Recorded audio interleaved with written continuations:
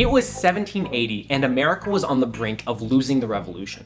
One man, trusted by Washington himself, secretly plotted to hand the entire country over to the British. But did he really almost get away with it? Benedict Arnold was born in 1741 to a Connecticut family. The Arnolds had been among the first few settlers to colonize Rhode Island. Because of that, they had a status in colonial America similar to royalty. Benedict Arnold was the only child from his family to live into his adulthood. And the thing is, he had 10 other siblings. It is suspected that this constant loss caused Benedict Arnold's father to turn towards alcoholism. Arnold enlisted in his local militia at the age of 16, where he served in the French and Indian War. Following the war and in much of his young adulthood, he became an apothecary, as well as a merchant. His merchant business had allowed him to travel the New World and into places like Canada and the Caribbean. His prominence continued to grow in New Haven, Connecticut, where he resided. But as America grew closer towards the war, he found himself to be a passionate patriot. In his passion, he had been able to muster a small force to proceed towards Fort Ticonderoga. These men were able to capture the fort and take control of the nearby Lake Champlain. This happened in the spring of 1775. But not long after the victory, Arnold learned that his wife Margaret had died. Arnold mourned for a few weeks, but he eventually decided to throw himself fully into the revolutionary cause.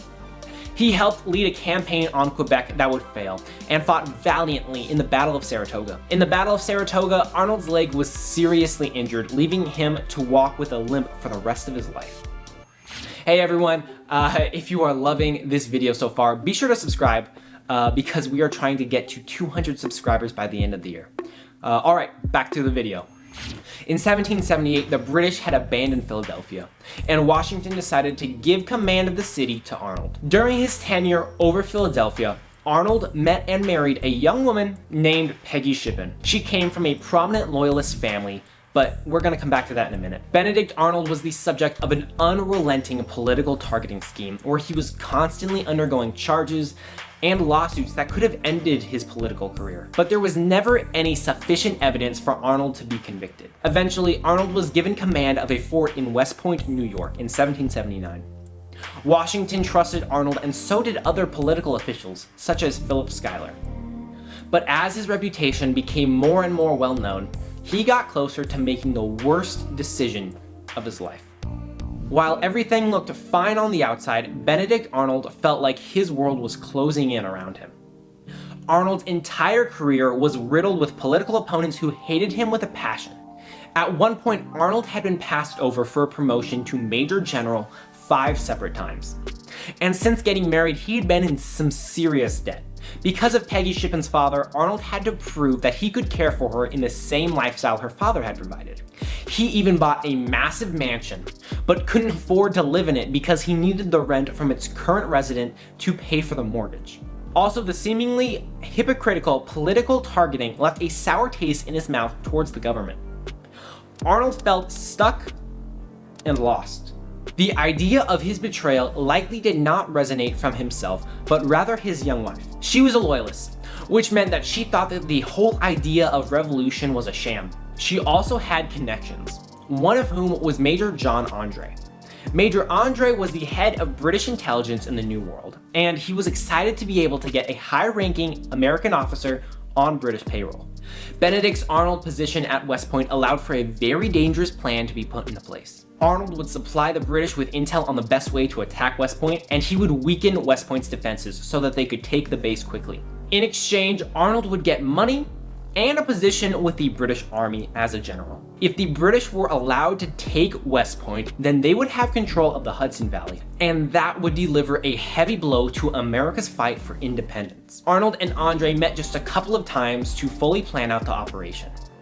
Everything was timed perfectly, and they had a foolproof plan, but none of that would matter. On September 21st, 1780, General Arnold and Major André met to finalize their plans. Major André had been transported most of the way by a British ship. However, the ship had gone under American fire and it had to retreat. André now had to journey the entire way towards British lines on foot. He quickly disguised himself as an American and headed east. Unfortunately, he let his guard down and got stopped by American soldiers. They found incriminating documents on Major André, and they took him into custody. He was actually going to be shipped off to West Point to be held until they could figure out what to do with him. But thanks to Benjamin Talmadge, they didn't. As the Continental Army unraveled the plot, Arnold realized that he needed to get to safety. He fled to British lines and was allowed to assume the position of general in their army. Americans were furious that he would just give up on the colonies. General Washington attempted to trade André for Arnold, but the British refused. Soon after, André was hung, but Benedict Arnold lived on. Following the war, he lived in London and had a few business ventures, but all of them failed. Arnold finally died in 1801. However, his escape left a scar on the Revolution and his legacy. Even though Arnold had been a hero at one point, it was completely forgotten about because of his betrayal. I know I gave reasons as to why Arnold betrayed America, but the reality is that, like life, it's complicated. There could have been another reason that we don't know about. But one thing is certain. Whenever the name Benedict Arnold is mentioned, people will always think of betrayal and villainy. That simply is the truth. And you know what? It's Arnold's own fault.